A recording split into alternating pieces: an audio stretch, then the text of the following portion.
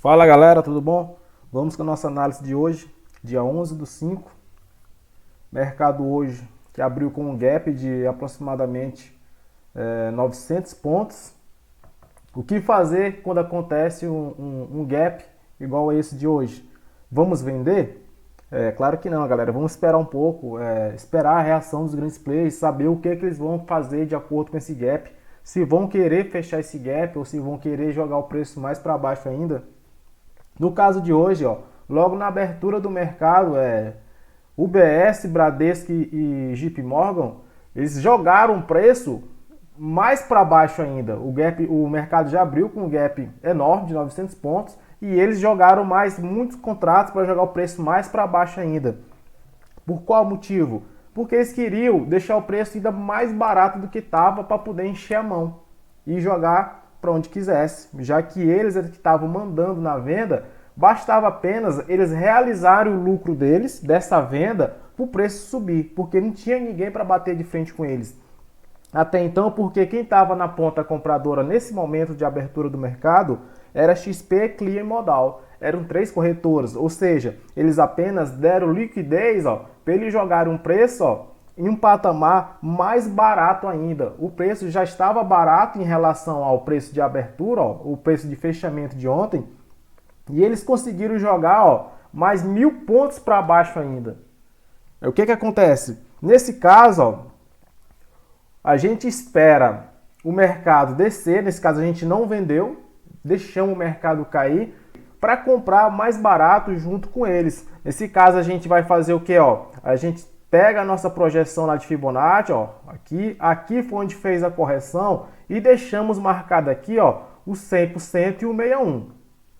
Com o intuito de quando chegar nessa região, a gente realizar a nossa compra, que foi feita aqui nessa região, a nossa compra. A gente comprou na intenção de levar o preço até pelo menos fechar o gap. Porque o que acontece? Uma regrinha logo para vocês, um macete, que isso normalmente acontece, quando o mercado abre muito longe deste pivô aqui, o amarelo, que é onde os grandes players ou fazem a montagem de ordens deles, ou fazem a desmontagem do lote deles, que é o lucro, é normalmente no pivô amarelo.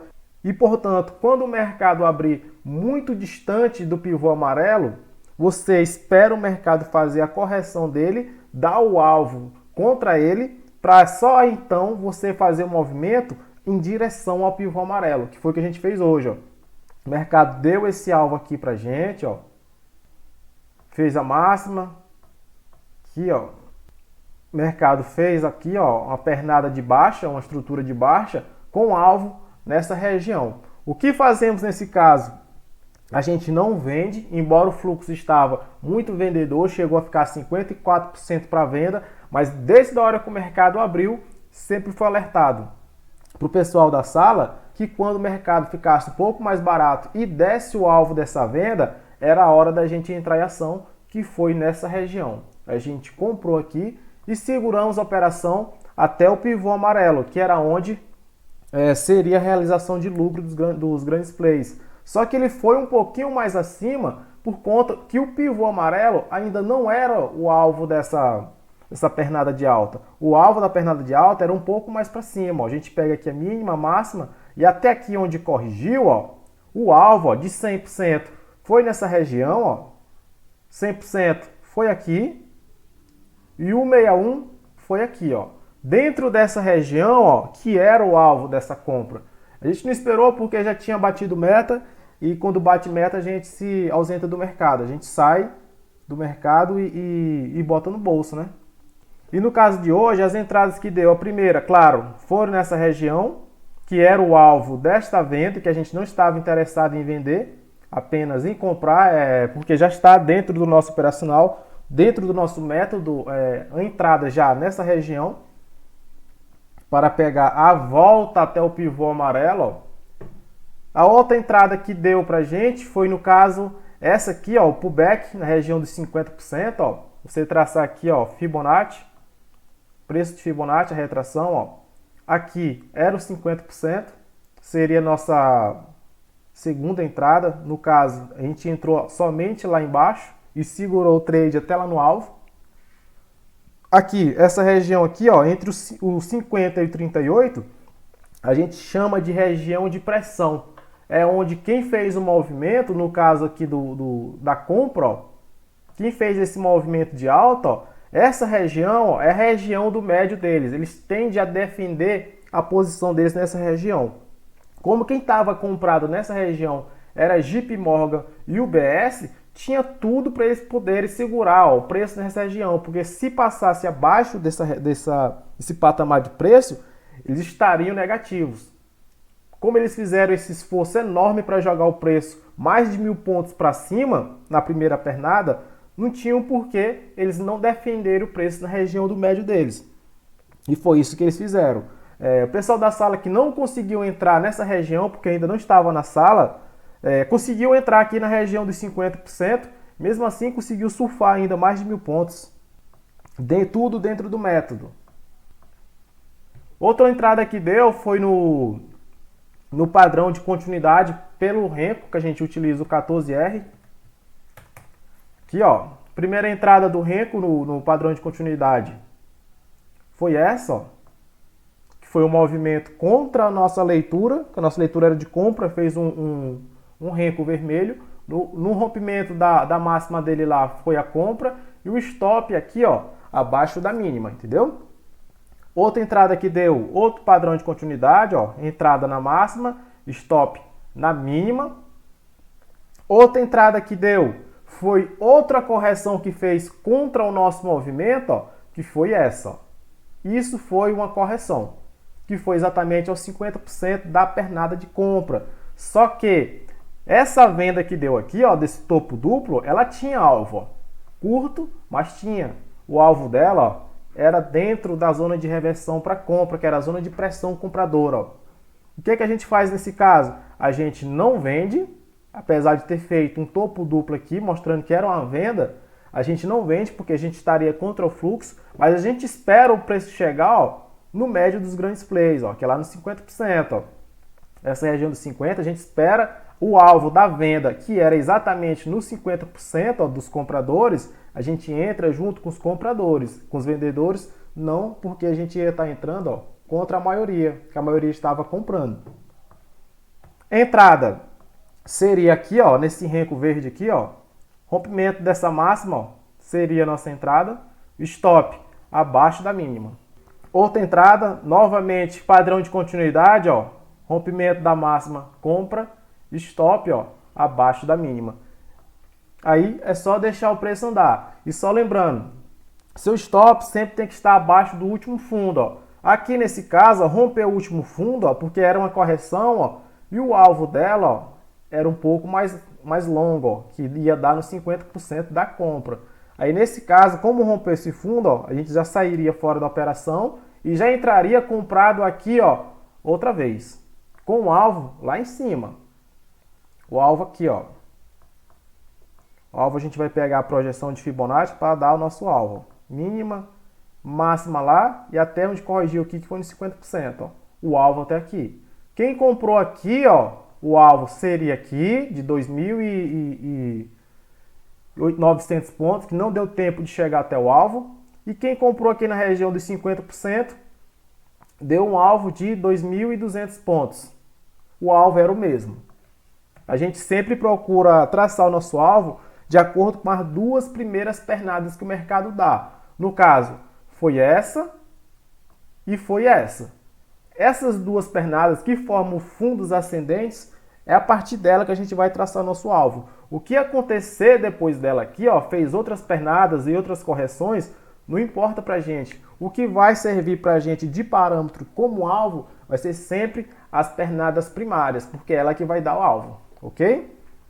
E em relação ao fluxo, ó, fluxo hoje, ó, igual eu falei, abertura, fluxo estava vendedor, chegou a ficar 54% para venda, mesmo assim a gente já estava pensando em compra, já estava com o nosso gatilho de compra, ó, nesta região, mesmo o mercado descendo, a gente já estava preparado para comprar nessa região, ó, que foi onde teve a virada de fluxo.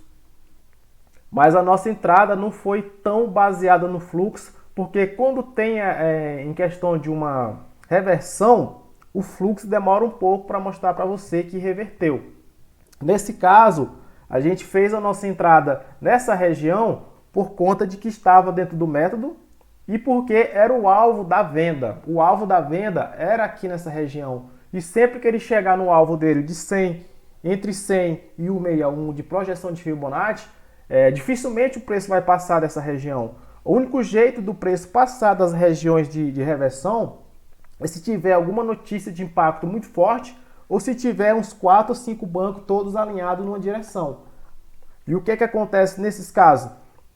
Quando tiver os 4 bancos ou 5 bancos alinhados contra aquela zona de reversão, a gente espera dar um padrão de reversão. Se não der, a gente pega e continua na tendência junto com eles, entendeu?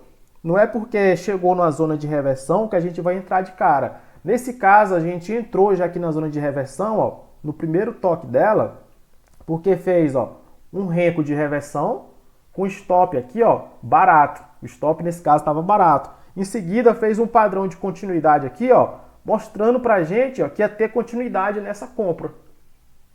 E isso fez com que a gente segurasse o trade até o alvo. Em relação a scalper a gente utiliza o gráfico de 5 minutos, mas hoje a prioridade sempre foi a tendência. Por conta do fluxo hoje que teve muito comprado ou muito vendedor na abertura e depois teve a reversão do fluxo na virada de mão do JP Morgan e da UBS, viramos a mão junto com eles e seguimos o fluxo na compra. Se tivesse que fazer algum scalper, na abertura de mercado, como o fluxo estava 54% para venda, teria que ser todas as entradas na venda, que seria a favor do fluxo.